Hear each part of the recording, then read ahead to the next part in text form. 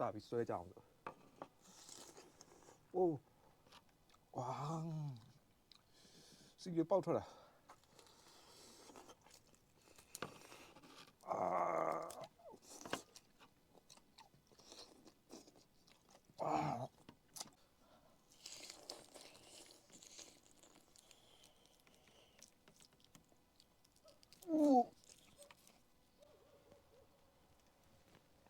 โอ้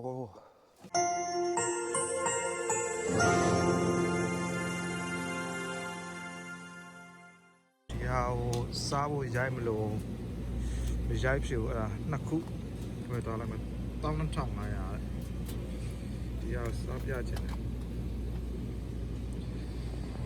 အခုကျွန်တော်ဝယ်လာတာတော့ဟာနာလူမထူးကနေဝယ်လာပါတော့နော်ဟာနာလူမထူးမှာရပါတယ်ဒီကောင်လေးတွေပေါ့နော်တစ်ခါလေးလည်းပြတ်တယ်ပစ္စည်းကနည်းနည်းပဲတင်တာပေါ့နော်နှစ်ခုလောက်ပဲတင်တာဆိုတော့အဲ့လိုမျိုးဆိုတော့အခုဒီနေ့နှစ်ခုရရဆိုတော့အမှန်ကအပြင်ပြန်လာနားကျင်နေပြီဒါပေမဲ့လည်းရှိရဆိုလည်းရိုက်လာအောင်မယ်အားရောက်တော့ကျွန်တော်အဲ့ကြက်သွတ်မိတ်ကင်ချီနဲ့စားမကောင်းတာဆိုတော့လေဒီမှာကြက်သွတ်မိတ်ကင်ချီအရန်ဟင်းဆိုင်နဲ့ဝယ်သွားလိုက်ပေါ့နော်9000နဲ့100ကဲဝယ်သွားလိုက်ဒါနဲ့စားမယ်ဒါကြီးဆိုမှလိုအပ်တာတွေအိုးက9000နဲ့ဒီအိုးပဲဝယ်သွားလိုက်တော့မယ်အားလုံးပဲမင်္ဂလာခင်ဗျာဒီနေ့ကတော့ကျွန်တော်ဝက်ဦးအစီပိတ်စားမယ်ပေါ့နော်အစီပိတ်ကိုကျွန်တော်ဒီနေ့ကတော့ဒီအောက်ကအဆောင်မှာလာပြီးတော့ရိုက်မှာဖြစ်ပါတယ်အပြင်ဘက်မှာရိုက်ချင်လို့မို့ဒီဘက်ကိုလာလိုက်တာပါကဲအဲ့ဆိုရင်ကျွန်တော်ခုံနေပါလေးရှာလာအောင်ပေါ့နော်ကဲစမယ်ခင်ဗျာအချိန်လည်းမရှိတော့9နာရီထိုးနေပြီပေါ့နော်မြန်လေးတွတ်လေးလုံးမယ်ခုံရှာလိုက်အောင်မယ်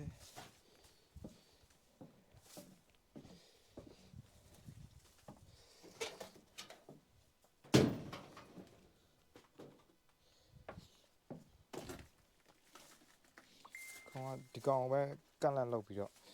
လှုပ်လိုက်ကောင်းမှထင်တယ်ဒီကောင်ပဲလှုပ်လိုက်တော့ဖုန်နေပြီမသုံးတာကြတော့ဖုန်တွေတက်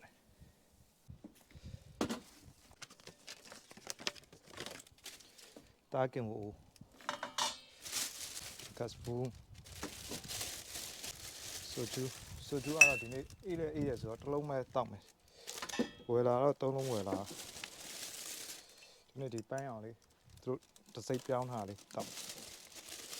ဒီမှာအစီပိတ်က2ဘူးဝယ်လာ2ဘူးလက်အိတ်ပါမယ်စတုံဖြူနဲ့နှမ်းရွက်နဲ့ကိုလာပါမယ်ဟိုနဲ့ကင်ချီ2မျိုးဝယ်လာတယ်ဒီကောင်ကသူက1000ဘူးမှရောင်းတာကျွန်တော်တယောက်ပဲစားမှာ9000ဘူးလောက်ရောင်းပေးဆိုတော့9000ဘူးထည့်ပလိုက်ဒါကတော့ဒီကောင်နဲ့စားချင်လို့စတုံမိတ်ကင်ချီပေါ့စပြီးတော့လုပ်ပါမယ်သူကဟိုစီတွေပါထည့်စရာမလိုသူ့မှာပါတဲ့အစီနဲ့ပဲပေါ့နော်ကျွန်တော်လုပ်အောင်ပဲကဲတခါမှမစားဘူးသေးဘူးဒီကောင်လေဒီလိုမျိုးကင်ပြီးတော့မစားဘူးသေးဒီကပထမဆုံးပဲဝါဟိုကဒါပဲဆက်နေအခုကျန်သူတွေကအစီတွေထွက်လာတယ်ဟိုရှယ်ပဲရိုက်ထားလာအောင်ပဲစားဆိုသူကခွက်ကဝယ်တယ်ခွက်ကတစ်ခါ3ခွက်လေးဝယ်လာတာတစ်ခါ3ဆိုတာဟို1000နဲ့ခွက်အဲ့ဖန်ခွက်ဝယ်လာတာဘယ်နှကြံကြလဲမရှင်းတဲ့ထဲပါပြီးတော့မယူခဲမိရလားမသိဘူးကဲအဲ့ဒါပင်းလိုက်ပဲတောက်လိုက်တော့မယ်ကဲအသက်မပြည့်သေးတဲ့ကလေးတွေနဲ့ကိုယ်ဆောင်မိခင်တွေအောင်မတောက်ပါနဲ့ဟိုဝဲရီကျွန်တော်ကတော့ယာတူတုလည်းအေးတော့နည်းနည်းလေးပူတော့လေးလည်းတိုက်နေရောလေအဲ့ဒါတောက်မယ်နော်တောက်ခွင့်ပြုအောင်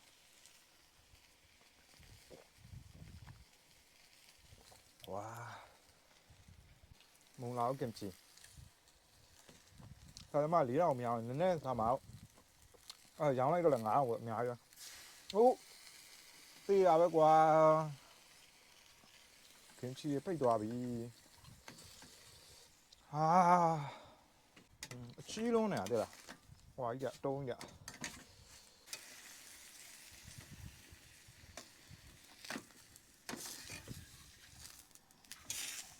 အပြင်မှာရမ်းအေးလို့မို့လေးကွယ်တဲ့နေရာမှာဒီမှာတစ်ခါကင်လာအောင်မယ်ဒါမှပဲကြံသေးဆိုတနေ့ကုန်မိုးချုပ်သွားလိမ့်မယ်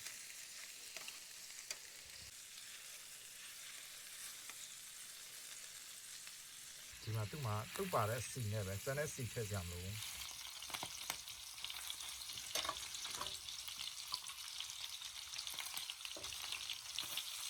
ရ ရာသီဥတုကအေးတော့ gas ကလည်းခဲနေတော့တော်တော်ကြော်ဒီမှာကျွန်တော်သူ့ထက်ထွက်လာတဲ့စီတွေကိုလည်းကြည့်ပါအောင်တော်တော်ကင်လိုက်ရပါတော့ကင်နေဆိုတာတော့သူ့ဥစားကတော့သူ့စီတွေထွက်လာတော့အကြော်ပုံစံမျိုးဖြစ်သွားတာပေါ့ဒီလိုမျိုးကဲစပြီးစားတော့မယ်တော်ပြီဒီလောက်ပဲဒီဘက်ဆိုမှောင်တော့မယ်ပေါ့နော်မှောင်တော့မှာဆိုတော့ဒီလောက်ပဲစပြီးစားရမယ်စီတွေနဲ့ဆိုတော့စီစစ်မှရမယ်ကြည့်ပါဦးစီးတွေပဲ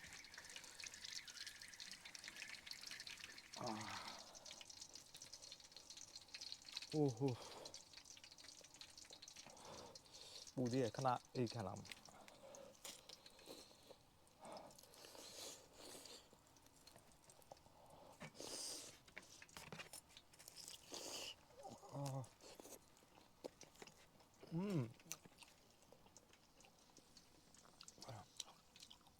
ကောင်းတော့အစီရောဟိုနေတာစီမစားလို့ဆိုတော့အဆင်ပြေအောင်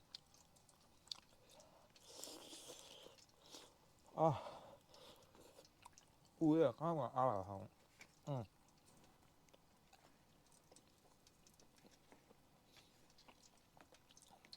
အေးခန့်ထားလိုက်တော့မယ်ဒီဘက်ဆိုလို့ရှိရင်အဆင်ပြေမှာစားပြရစီအိုးဖယ်ထားမှရမှာဒီဘက်ဆိုလူပေါ်လောင်းကြမိတော့မှစီအိုးက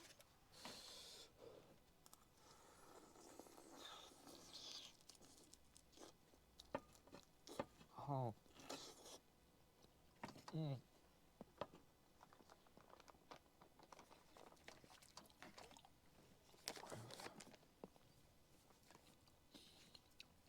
ကောင်းတော့ပဲဘာမှမတွေ့ဘူးစားရပါမှမထင်နဲ့ဒီတိုင်းပေါ့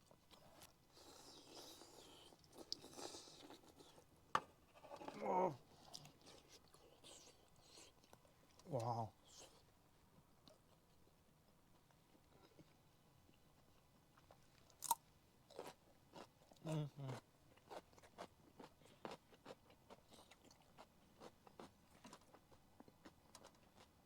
တက်တော့နဲ့နဲ့တော့ဟိုလာသိတော့မလာဘူးဒါမှ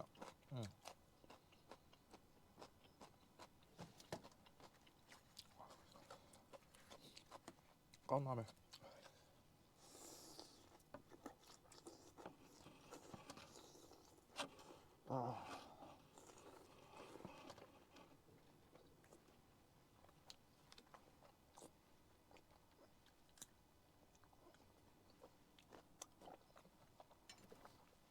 ရော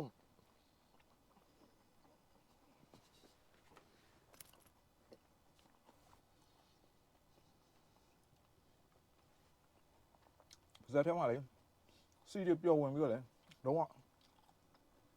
ကောင်းရှယ်ပါ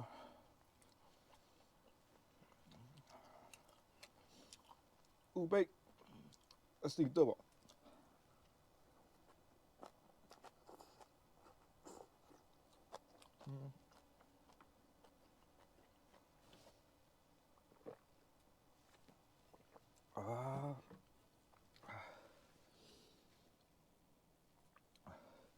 စီတွေထပ်တာအများကြီးအိုးတော့လောက်ထိတက်တာတော့တွင်နေဆိုတော့သူ့စင်နဲ့သူကြော်တဲ့သဘောပေါ့အိုးဝါစီတွေပေါက်ထွက်တာ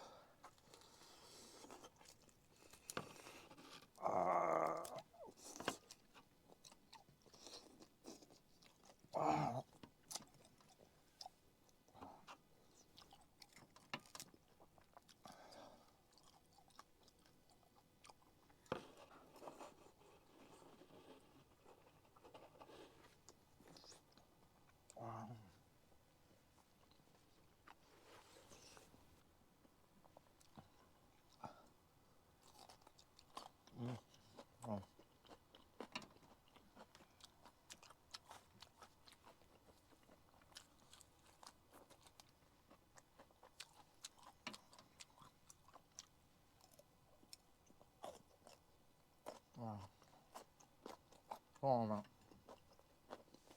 သူကမပေါက်ဖက်နဲ့တင်းတော့ကျွန်တော်ဒီညကြီးနဲ့လောက်တော့လေတချို့ကပေါက်တော့ဒီလိုအလဲကပေါက်သွားတော့တင်းပြီးတော့စီတွေကတင်းနေတော့ဗောနော်ဒီလိုတင်းလေးဖြစ်ရမှာဒီလိုဒီကပ်ပြဒါစီတွေ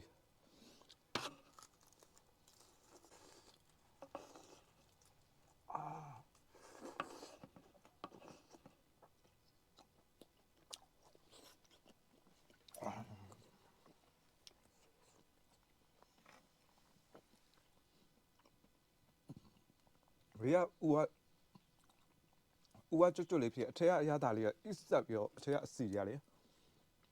ကောင်း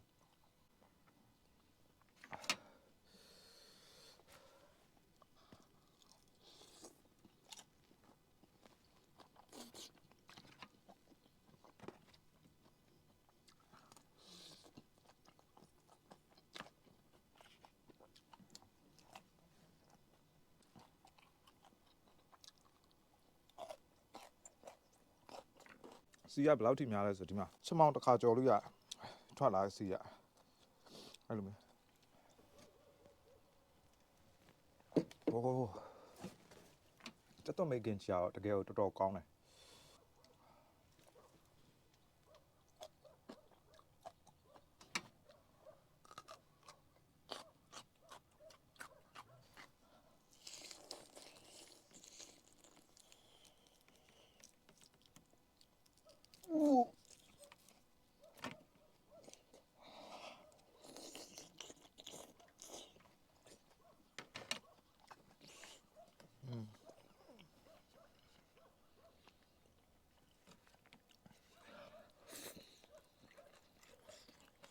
အစီလေးပဲဆိုစားပြုတ်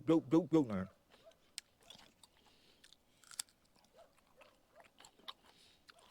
တဘာရိုက်စင်တာအော်လာစင်ရတာစောင်းနေဆိုတော်တော်အေးနေပြီအဲ့တော့မှောင်လာလဲတော်တော်မှောင်လာဒါတော့စားချင်လို့တော်တော်အချိန်လဲသွားတိုင်းမရှိဘူးအဲ့ပြစောင်းနေဆိုတော့လေအေးတော့ဒီမှာဒီကနေစားလို့အစီတွေစင်ထွက်သွားတဲ့ဟာရဒီဘေးကြီးကြာအဲ့ဒါရခဲနေအဲ့လိုဖြစ်နေစီရခဲနေတော်တော်မိန်နဲ့စောင်း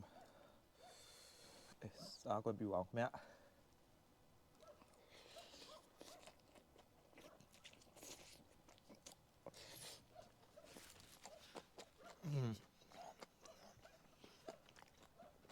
ဆိုတော့မတော့ကျွန်တော်တော့ဒီရရက်ဤတော့လေကောင်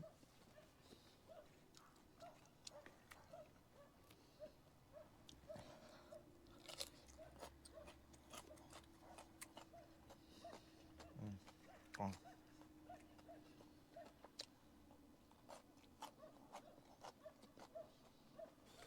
ဒီလုံးဝကျန်တော့ငါတောက်လောက်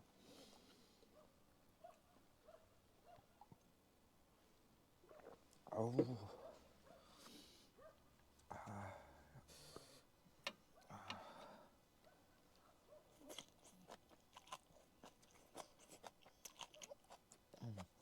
ကောင်း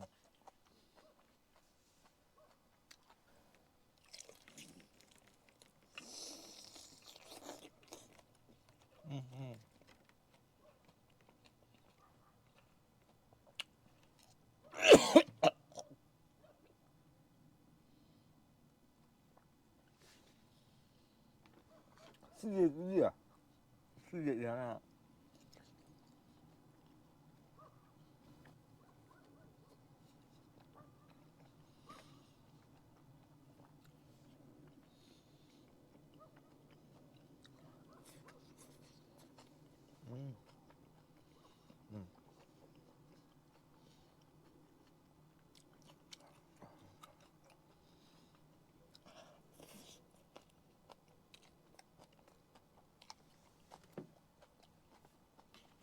ဝါဦးစီပဲစားတော့ထိမိနေဆိုဒါမျိုးထင်တယ်ကျွန်တော်ပုံမှန်ဆိုအစီလျာတိတ်မကြဘူးအဲ့လိုမှစားပြကြလို့လားအဲ့တော့ချမ်းနေအစီစားအေး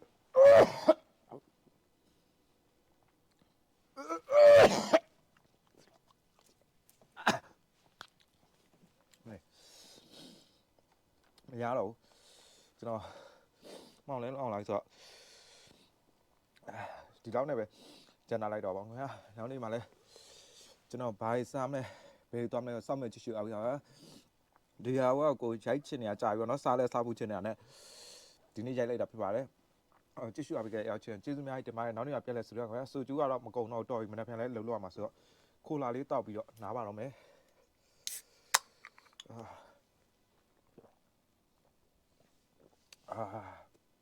မလေးအစီကြီးအစိတ်ဆောက်တတ်တော့